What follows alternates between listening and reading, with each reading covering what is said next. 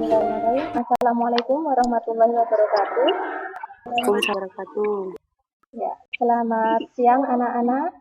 Bagaimana kabarnya hari ini? Semuanya sehat? Sehat.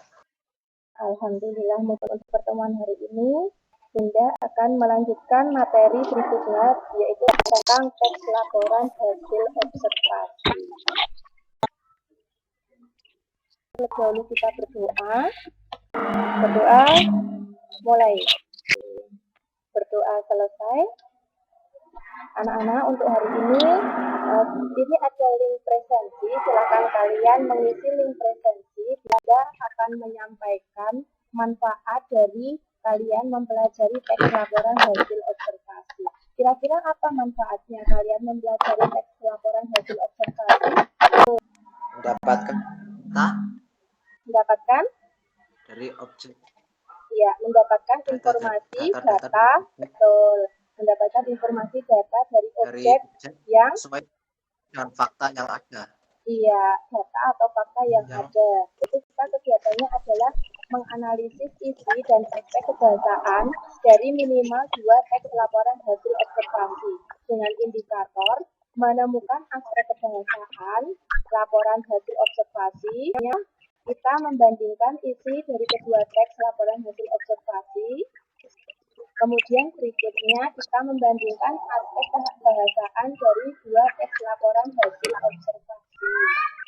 Untuk tujuan pembelajarannya, peserta didik mampu menemukan aspek bahasa, membandingkan isi, dan membandingkan kaidah bahasa 2 teks laporan hasil observasi dengan penuh kejujuran, cermat, disiplin, dan tanggung jawab. Model pembelajaran yang kita gunakan adalah menggunakan model discovery learning. Pertemuan yang lalu kita membahas tentang mengidentifikasi teks laporan hasil observasi. Nah, apa yang kita bahas pada identifikasi laporan hasil observasi? Dengan membaca teks dan membuat kesimpulan. Nah, betul. Jadi kalian pertama mencermati teksnya dulu, contoh teks laporan hasil observasi, kemudian membaca dengan cermat, baru setelah itu kalian bisa menemukan isi, mengidentifikasi isi dari laporan hasil observasi, terakhir yaitu membuat apa? Kesimpulan. Iya, betul, kesimpulan. Nah, berikutnya kita akan masuk pada materi hari ini, yaitu kita mempelajari tentang struktur dan kaidah pada teks laporan hasil observasi. Setelah kita masuk ke struktur isi teks laporan hasil observasi. Dibacakan itu struktur isi teks LHO. 1 apa? Pernyataan umum, Ya. kedua deskripsi bagian, ketiga deskripsi manfaat. Ya, pernyataan umum di situ nanti isinya berupa apa? Pernyataan umum. Jadi isinya berupa definisi. Betul. Kalimat definisi kata lainnya adalah pengertian. Betul. Kemudian kita masuk yang kedua. Deskripsi bagian ini berisi apa anak-anak? Yang namanya bagian. Berarti isinya apa? Pokok dari setiap paragraf. Ya, itu pokok dari tiap paragraf atau bagian-bagian dari objek yang akan diamati. Misalnya tentang pohon kelapa tadi. Nah, bagiannya apa saja di situ pohon kelapa? Pohon kelapa ada beberapa bagian. Misalnya kalau dilihat dari pohonnya ada daun, ada batang, ada akar, buah, dan sebagainya. Nah, nanti semuanya itu akan dijelaskan pada deskripsi bagian. Kemudian yang ketiga ada deskripsi manfaat. Nah, kalau deskripsi manfaat itu berarti kan kita menjelaskan tentang Manfaat dari objek tersebut. Iya, betul. Manfaat dari objek tersebut. Betul. Berarti tadi contohnya pada pohon kelapa, berarti isinya tentang manfaat dari pohon kelapa. Itu bisa digunakan untuk apa saja, seperti itu. Paham ya untuk struktur isi teks laporan hasil observasi? Ada yang ditanyakan tidak? Insya Allah tidak, Bu. Insya Allah tidak. Oke. Kalau begitu, ya Bunda anggap kalian sudah paham tentang struktur isi. Kemudian kita masuk pada kaidah bahasa. Kaidah bahasa teks LHO itu ada 7. Ada 7 kaidah bahasa. Yang pertama adalah kalimat definisi dan kalimat deskripsi. Apa perbedaan definisi sama deskripsi? Apa tadi definisi? Pengertian, betul. Deskripsi, penggambaran. Iya, betul, penggambaran. Menggambarkan yang lebih spesifik Iya, betul, yang penggambaran. ditangkap oleh panca indera. Iya, betul, penggambaran tentang objek. Apa yang digambarkan? Ya, semuanya tentang objek tersebut. Jadi, bisa mencakup karakteristiknya juga. Kemudian yang kedua adalah konjungsi. Kata lain dari konjungsi adalah Penghubung. ya, betul. Contohnya di situ sudah ada ya, kelihatan kan ada dan, yang, atau, seperti, dan sebagainya. Seperti itu. Kemudian berikutnya adalah verba. Verba kata lainnya adalah kata kerja. Kata kerja, betul. Verba itu atau kata kerja mempunyai ciri-ciri kata dasar yang mendapat imbuhan men, ber, di, dan ter. Kemudian berikutnya ada nomina. Nomina itu kata benda. Iya, betul, kata benda. Benda. Ya, ciri-ciri dari nomina itu ada kata dasar mendapat imbuhan pe, pen, kemudian per, terus ada akhiran an, dan awalan akhiran ke an. Contohnya, misalnya pengambilan. Pengambilan itu termasuk kata benda, tapi kalau mengambil itu termasuk kata Kerja. mengambil, betul, kata kerja. Kerja. Ya, kata kerja. Nah, bedanya seperti itu ya. Kemudian berikutnya adalah afiksasi. Afiksasi itu kata lainnya adalah imbuhan. Ada prefix, ada suffix, ada infiks, dan ada konfiks. Kalau prefix itu imbuhan di awal kata. Misalnya, kata dasar bantu mendapat imbuhan men, mem, menjadi membantu. Itu prefix berada di awal. Kalau suffix itu adalah akhiran. Kata dasar tanam mendapat akhiran kan menjadi tanamkan. Nah, itu termasuk suffix. Kalau infiks adalah imbuhan di tengah atau sisipan. Kemudian berikutnya ada konfiks. Konfiks itu berupa awalan dan berupa akhiran. Apakah ada yang ditanyakan? Tidak. Tidak. Oke. Yang berikutnya adalah kalimat simpleks dan kalimat kompleks. Kalimat simpleks merupakan kalimat tunggal yang dibentuk oleh satu klausa. Ciri-cirinya hanya mempunyai satu kata kerja. Kemudian tidak menggunakan konjungsi. Kemudian terdiri atas satu pola kalimat SPOK hanya satu. Kemudian berikutnya ada kalimat kompleks.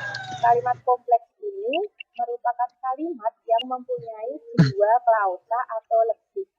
Ciri-cirinya, dari kalimat tersebut mempunyai lebih dari satu kata kerja. Nah, pada kalimat itu juga menggunakan konjungsi untuk menggabungkan antara klausa satu dengan klausa yang kedua atau ketiga.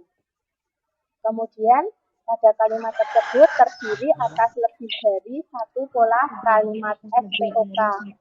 SPOK-nya bisa lebih dari satu. Nah, ini contohnya. Contoh kalimat simpleks. Buah semangka mengandung vitamin C. Nah, itu kalimat yang simple. Hanya ada satu kata kerja. Kata kerja di situ ada pada kata apa, anak-anak? Mengandung, betul. Mengandung di situ adalah kata kerja. Kemudian berikutnya adalah contoh kalimat kompleks. Ada kalimat kompleks setara dan kalimat kompleks bertingkat. Nah, ini contoh kalimat kompleks yang setara. Pertama kali yang harus kalian cari untuk membedakan kalimat simpleks dan kompleks adalah konjungsi. Yang sekarang yang bertingkat. Di klausa ganda yang tidak sama. Jadi tingkatan klausa 1 dengan klausa 2 itu berbeda. Contohnya, ibu memberi hadiah boneka, sedangkan bapak memberi hadiah sepatu. Untuk berikutnya, anak-anak, ini ada kaidah yang ke-6, yaitu sinonim dan antonim.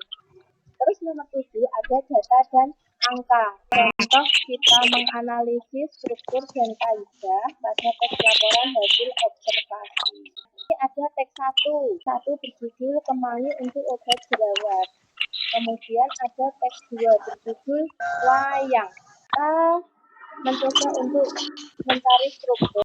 Pertama, Pertama itu termasuk pernyataan umum.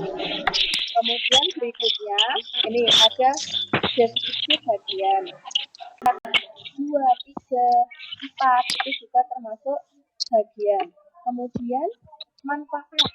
Yang ketiga adalah deskripsi manfaat. Nah, caranya kalian mencari manfaat-manfaat dari daun kemangi. Tadi ketika Bunda menyampaikan materi tentang kaidah bahasa, sudah sedikit Bunda berikan contohnya. Setidaknya kalian sudah paham ya untuk bagaimana menganalisis kaidah bahasa. Seperti itu. Untuk struktur dan kaidah bahasa, ada yang ditanyakan tidak anak-anak? Insya Allah tidak, Bu. Insya Allah tidak ya? Tidak. Oh ya, Alhamdulillah. Itu kita langsung saja masuk ke tugas atau lembar kerja untuk peserta didik. Silakan dibuka. Untuk lembar kerjanya sudah ada di Google Classroom ya anak-anak. Untuk itulah Bunda beri waktu sekitar 15 menit untuk Belum. Oh ya, dilihat pada Google Classroom Udah, saja. sekarang udah. Oh ya. Bu. Oh ya, nanti salah satu bisa menyampaikan presentasinya ya. Sudah selesai belum? Yasin sudah selesai belum Yasin? Mawar salah satu yang populer dan merupakan tanaman semak dari jenis genus. Itu bukan toh, Bu? Ya betul, itu termasuk pernyataan umum. Karena pernyataan umum tadi isinya adalah pengertian ya. Berikutnya adalah deskripsi bagian. Ayo siapa yang sudah deskripsi bagian? Spesies umumnya merupakan tanaman yang berduri atau tanaman pemanjat yang tingginya bisa mencapai 2 meter. Tanaman Terus ada lagi? Ya. lambat ditandai bisa mencapai 20 meter. Bagian besar 5 sampai 15 cm. Dua-duanya bawah kanan. Daun majemuk yang tiap tangkai daun terdiri paling sedikit atau 5 hingga 9 atau 13 anak. Berikutnya ada lagi. Tumbuh berbentuk lonjong. Pertulangan menyirip, tepi-tepi bergeringgit pada ujung daun dan duri pada batang yang dekat. Iya, betul. Berikutnya adalah deskripsi manfaat. Terakhir nih, deskripsi manfaat. Siapa yang akan menyampaikan tentang deskripsi manfaat? Memiliki manfaat seperti antidepresan, antibakteri, anti peradangan, dan sumber vitamin C. Mawar juga dapat dimanfaatkan untuk teh jeli, dan selai. Ya, betul sekali. Itu deskripsi manfaat. Kalian selesaikan untuk PR, nanti silahkan dikumpulkan pada Google Classroom. Sampai di sini dulu ada yang ditanyakan? Tidak ada ya? Oke, kalau tidak ada, menurut kalian, apa yang dapat kalian petik dari pelajaran hari ini? kaidah kebahasaan, Bu. Betul, kaidah kebahasaan. Struktur, betul. Struktur isi teks laporan hasil observasi. Ada yang ditanyakan? Tidak. Tidak. Oke, tidak ada. Kalau tidak ada, ini jangan lupa. Ya, jangan lupa untuk linknya ini ya, tugasnya yang tadi, Bunga Mawar tadi, untuk analisis struktur dan kaidah dikumpulkan pada link Classroom atau langsung buka ke Google Classroom. Cukupkan. Terima kasih atas kerjasama dan partisipasi anak-anak semua. Semoga kalian bisa menerima atau memahami materi yang Bunda sampaikan, kemudian bisa mengerjakan tugas dengan baik, terus hasilnya juga bagus nilainya. Kita tutup hari ini, kita berdoa terlebih dahulu. Kita berdoa semuanya. Berdoa mulai. Alhamdulillahirrahmanirrahim. Berdoa selesai. Terima kasih. Kita akhiri. Assalamualaikum warahmatullahi wabarakatuh. Waalaikumsalam. Warahmatullahi wabarakatuh.